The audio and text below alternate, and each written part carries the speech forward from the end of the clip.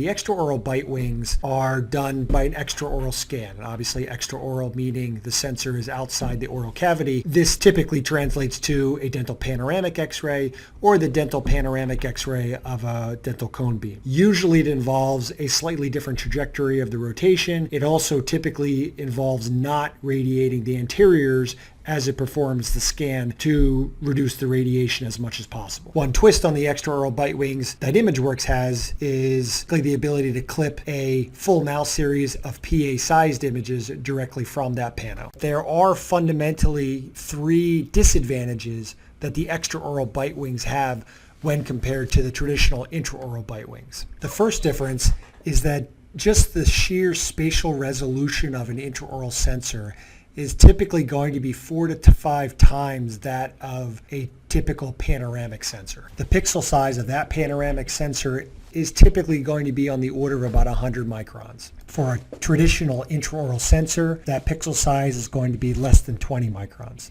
The second challenge with extraoral bite wings is that they are more susceptible to overlap in the interproximals. And of course, if you have too much overlap, this can reduce the diagnostic quality of the image. So how does this overlap happen?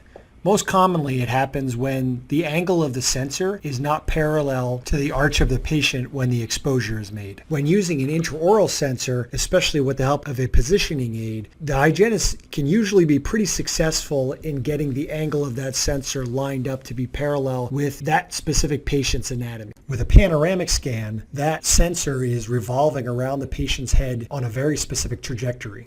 And while many manufacturers do a good job getting that trajectory lined up with the shape of the patient's arch, it's difficult to get it to be as exact as you can with an intraoral sensor. The last point to understand is that intraoral bite wings are going to have less distortion than a panoramic scan. And here's why. To understand this, it's important to first understand that any 2D radiograph is a projection. In other words, the size of the image on the sensor is not going to exactly match the object itself. Now, images taken, whether they be intraoral or extraoral, are going to be at the mercy of this phenomenon. However, you can start to see that the distance between the object and the sensor starts to become important in how much distortion is seen. Therefore, because an intraoral sensor is within a few millimeters of the teeth, that's going to give a more accurate and less distorted image than a panoramic sensor that may be a few inches away from the teeth. So those are three of the main differences we wanted to highlight today.